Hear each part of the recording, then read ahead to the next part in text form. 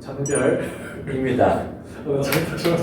손 이걸 잡을 뻔했어. 괜찮아, 이대로 가요. 와, 반갑습니다. 네, 반갑습니다. 오늘 또 이렇게 모이게 됐네요. 네, 저희가 급하게 이렇게 모이게 됐죠. 그 이유가 이제 변리사 시험이 1차 시험이 이제 5월 30일로 미뤄지면서 5월 30일로 미뤄지기 전에 저희가 예상하기는 그래도 한 몇 주, 기다려 한 달 이 정도 밀리지 않을까 하고서 이제 그 당시에 저희가 1차에 대한 막판 대비법과 관련된 영상을 이제 찍게 됐는데 생각보다 많은 기간이 밀리게 되면서 많은 분들이 이 정도 밀리면은 2차까지 해야 되지 않나 이렇게 생각을 하시는 분들이 많을 것 같아요. 그리고 저희가 생각했을 때도 만약에 저희가 실제 수험생 입장이 되었다면 아마 2차를 해야 하지 않을까 되게 조바심도 생기고 불안할 것 같고 해서 저희가 이제 통계 자료와 저희의 어떤 그 주관과 저희의 경험을 바탕으로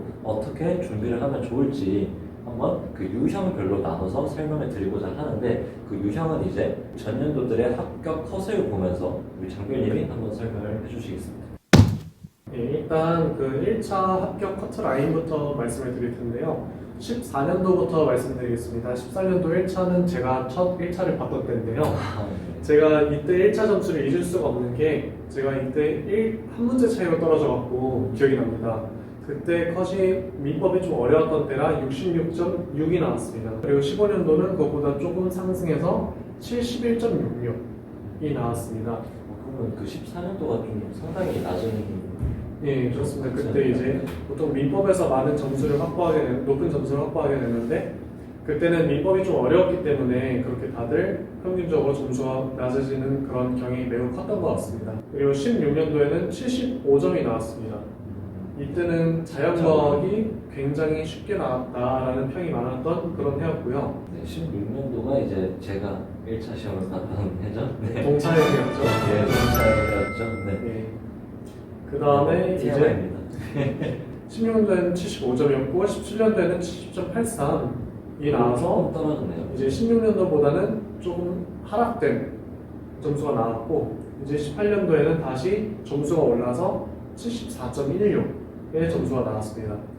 그리고 마지막 작년도 점수는 여태까지 최고였던 77.5점이 나왔습니다.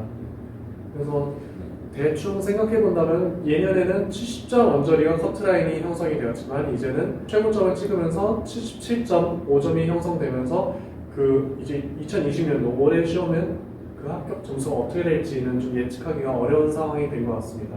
예, 이게 실제로 뭐 저희가 뭐 당연히 막 몇 점이다 딱 이렇게 커트 라인을 예측은 못하겠지만 그래도 이제 몇 가지 알 수 있는 특징은 지금 여기 저희가 14년부터 19년도까지를 봤는데 여태까지 한 번도 커트가 80점을 넘긴 적은 없어요. 그렇기 때문에 저희가 그 포커스를 맞춰야 되는 거는 과연 내가 이 80점을 넘길 수 있을까 없을까로 가는 게 중요하다고 생각을 해요. 왜냐면 지금 최고 점수 77.5인데 적어도 80점 이상을 만드는 게 중요하고 그렇기 때문에 이제 저희가 생각을 하기를 85점 이상 그리고 80점에서 85점, 80점 및 이렇게 해서 세 가지 유형별로 저희가 생각하는 이 남은 5월 30일까지 기간을 어떻게 활용하면 좋을지 저희가 방향을 잡아드리고자 하는데 근데 이제 저희가 이쯤 되면 궁금한 것이 지금 나의 점수 상황을 모르는데 어떻게 이 점수를 알고 어떻게 방향이 정해질까라고 이제 궁금하실 분들이 많아요.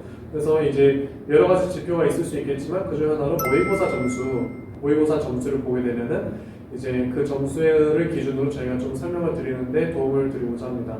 네.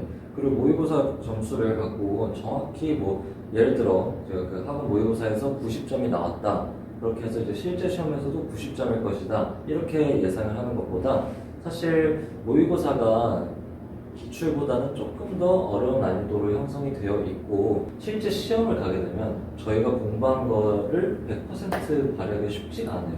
일단 긴장도 굉장히 많이 될 거고요. 그리고 시험장에서 예상치 못한 변수 전날 또 잠을 못 자면 그러면 다음날 컨디션이 정말 엉망이에요.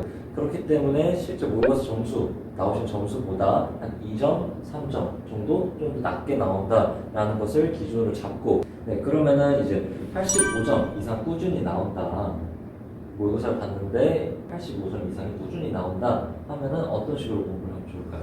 일단 학원들이면 좀 제가 나중에 어떻게 뭐 공변을 당할 수도 있지만 85점 이상이라면은 저는 일단 1차는 거의 합격이라고 볼 수 있겠습니다. 이분들은 이제 1차를 좀 1차의 점수를 유지하면서 2차를 병행할 수 있으면 병행하는 게 좋다 이렇게 생각이 듭니다. 그러면은 2차를 만약에 1차와 2차를 병행하게 되면은 2차는 그럼 어떤 거를 공부를 하게 좋을까요? 이것도 이제 저희가 좀 더 촘촘하게 방향성을 알려드리기 위해서 조금 세분화를 해봤는데 우선 첫 번째로 내가 선택 과목에 베이스가 있다.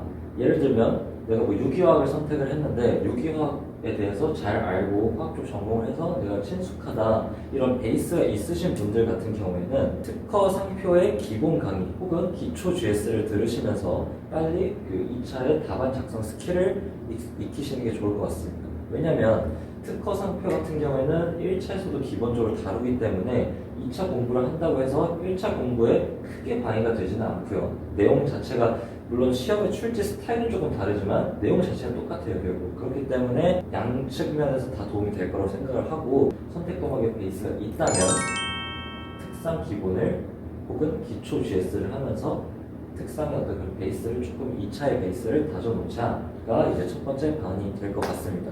이제 최변님께서는 선택 과목 베이스가 있는 이제 케이스를 말씀해 주셨는데 제가 말씀드린 거는 이제 선택 과목에 베이스가 없다 하시는 분들은 선택 과목의 기본 강의를 먼저 수강하시는 것을 추천드립니다. 일단 선택 과목은 그렇게 좀 보통 공학적인 그런 과목이 많죠. 디자인 보호법이나 저작권법 빼고는 제 경우로 말씀드리면은 저는 회로 이론을 공부했었는데 회로 이론의 양도 좀 많았기 때문에 빨리 배우지 못해서 좀 뭔가 아쉬움이 있었습니다. 시간도 많이 부족하고 2차에서의 선택 과목에 공부하는 할애하는 시간을 좀 줄일 수 있다면은 지금 이러한 시기에 선택 과목을 공부하는 게 기본 강의를 들으면서 공부하는 게 좋을 것 같다고 추천드립니다.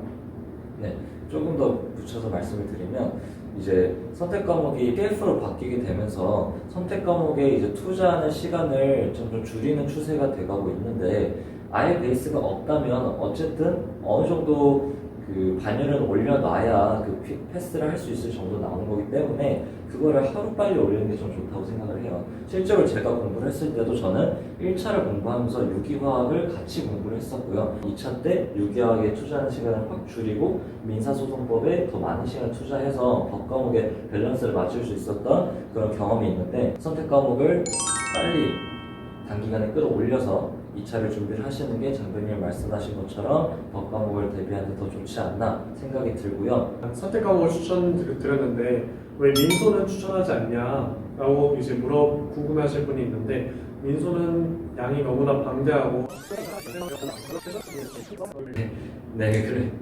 그래서 이제 민사소송법 같은 경우에는 새로 도입된, 그러니까 2차를 하면서 이제 새로 준비를 하게 되는 과목이기 때문에 무에서 시작을 해야 해요. 하지만 특허 상표는 기존에 어떤 실력이 있고 여기서 이만큼을 끌어올리면 2차에 어떤 실력을 만들 수 있다면 민사소송법은 아예 무에서부터 이렇게 확 끌어올려야 되기 때문에 훨씬 더 많은 시간의 투자를 필요로 하고 민사소송법 양이 굉장합니다. 그렇기 때문에 지금 민사소송법을 건드는 것보다는 좀 더 익숙한 특상을 건들던지 혹은 아까 말한 선택 과목을 상대적으로 양이 좀 더 적은 선택 과목을 잡는 게 좋을 것 같다라는 말씀을 드리고 다만 이제 여기서 한 가지 주의하실 점은 1차에 대한 유지할 정도의 어떤 그런 투자는 지속적으로 이루어져야 한다. 이것만 유의해서 잘 준비해 주시면 될 것 같습니다. 네.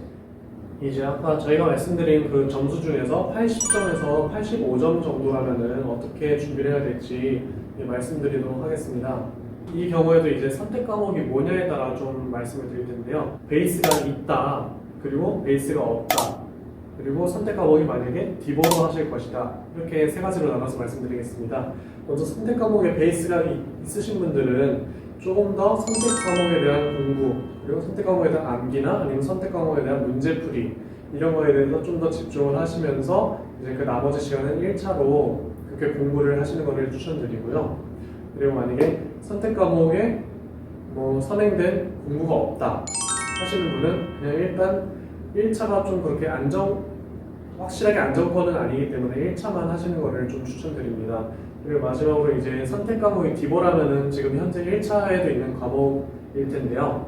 특성과 비슷하게 실전 GS, 디자인 보호법의 실전 GS를 구해서 그냥 강사 하나만 해도 충분하거든요. 강사 한 명 거를 구해서 이제 어떻게 문제가 구성이 되는지 답안지 구성이나 그런 암기점 같은 거를 좀 외우면서 어떻게 답안을 작성해야 할지 좀 체험해보는 시간을 가지면 될 것 같습니다. 보통 실강 GS를 하나를 들으면 한 달 가거든요. 근데 그게 혼자서 하려면 한 달보다 더 걸리기 때문에 지금 시점에 저희가 알려드린 시점에는 한 2달 정도 남았겠죠? 그래서 2달 정도 남은 상태에서 그 실전 GS 하나만 공부하는 것도 꽤 양이 많을 거라 생각되니까 그 정도만 준비해 주시는 것을 추천드립니다. 예, 다만 여기서 이제 주의하실 점은 저희가 이제 생각했을 때는 하루에 3시간 이상을 2차에 투자를 하는 거는 살짝 위험할 수 있다라고 말씀을 드리고 싶어요. 네. 보통 아마 하루 공부 양이 10시간, 진짜 많은 12시간 뭐 이 정도가 될 거라고 생각을 하는데 네, 이거 쓰시죠? 저는 10시간이 됐던 적이 별로 없었기 때문에 그 중에 3시간이면 이제 하루에 한 30% 내지 한 20%, 30% 정도를 2차에 투자를 하는 건데 사실 이 정도는 조금 많은 양이 될 수도 있을 것 같다라는 생각이 들고요. 그래서 저희는 이제 추천드리는 거는 저희가 보통 추천드리는 거는 1시간에서 3시간 이내에 그렇게 한 2시간 정도, 하루에 2시간 정도 이렇게 투자하는 것을 추천드립니다. 예, 그래서 이제 그렇다면 1차는 어떤 식으로 준비를 해야 하냐. 이제 1차 같은 경우에는 아까도 말씀드렸듯이 조금 애매한 포지션에 위치를 하고 계세요. 저희 생각에는 이제 1차에서 부족한 부분에 조금 더 주력을 하는 게 좋을 것 같다. 근데 이걸 이제 어떤 식으로 주력을 하냐. 암기에 조금 더 포커스를 두냐, 아니면 문제풀이에 좀 더 초점을 두냐, 이렇게 나눠서 비교를 할 수 있을 것 같은데, 암기랑 문제풀이 중에 암기에 조금 더 치중하는 게 좋지 않나라고 판단을 하는데, 그 이유는 지금 이 80점에서 85점이라는 분포가 어떻게 보면 문제풀이의 어떤 능력이 없다고는 볼 수 없어요. 자기가 이제 문풀 능력을 갖고 있지만 간혹 가다가 기억이 안 나는 것들이 존재하기 때문에 고득점까지 못 간다고 생각을 하고, 이런 상황에서는 암기에 치중해서 공부를 해야 하는데, 이때 이제 두 가지로 나눠서 말씀을 드리고 싶습니다. 본인이 단권화를 한 게 있다, 단권화한 어떤 책이 있다 하면은 그 단권화한 책을 계속해서 회독수를 올리는 것을 추천을 드리고요. 그리고 단권화한 책이 없다 하시는 분들은 뭐 여러 가지 학원 강사분들이 정리해 놓으신 책들이 있을 거예요. 뭐 결론적으로는 기본서나 아니면 법조문을 좀 더 외우는 거를 그렇게 추천해 드리겠습니다. 세 번째로 저희가 말씀드릴 것은 80점 밑에 이제 점수를 받고 계신 분들이 되겠죠. 이분들은 이제 어떤 식으로 공부를 해야 될까요? 네, 일단 이분들은 좀 케이스를 나눠봐야 될 것 같아요. 80점 미만으로 나온다 하면은 공부를 오래 했는데 점수가 안 나오는 분들이 있고, 그리고 공부를 한 지 별로 안 돼서 뭔가 정상 궤도에까지 오르지 못한 분들이 있을 텐데, 문제풀이를 시작한 지 오래된 분들은 앞서 저희가 말씀드린 바와 같이 암기가 좀 부족한 분들이라 판단이 됩니다. 저희의 생각에는. 그리고 문제풀이를 오래 하지 않은 분들은 이제 문제를 접해보지 않기 때문에 어떤 유형이 나오는지, 잘 틀리는 유형이 뭔지 이렇게 파악하면서 좀 문제풀이의 스킬을 올려갈 수 있는 그런 시간을 가지는 것을 추천드리겠습니다. 네. 결국 이게 어떻게 보면 또 저희가 되게 원론적인 얘기를 하지 않았나라고 생각을 하실 수도 있는데, 사실 원론적인 게 가장 정답에 가깝다고 생각을 해요. 네. 어떻게 보면 이게 절대 왕도라고 하는 왕도 같은 게 존재하는 것은 아니기 때문에 이제 각자의 상황에 맞춰서 저희가 나눠드린 이렇게 카테고리별로 찾아서 방향성을 구축해 나가시면 될 것 같고, 공부를 꾸준히 잘 하셔서 마무리하시면 좋을 것 같습니다. 이제 시험이 5월 30일까지 한 2달 좀 안 남았는데요. 이 기간 잘 활용하셔서 2차를 하실 분들은 2차를 조금 병행하고, 아니면 1차가 점수가 좀 부족하신 분들은 1차를 주력을 하시면서 자기의 부족한 점을 메꾸는 시간을 가지면서 좋은 결과를 갖기를 기원하겠습니다. 네, 너무 조급해하지 마시고 잘 준비해서 우리 1차도 합격하시고 2차까지 술술 잘 풀리시는 올 한 해 되시길 바라겠습니다.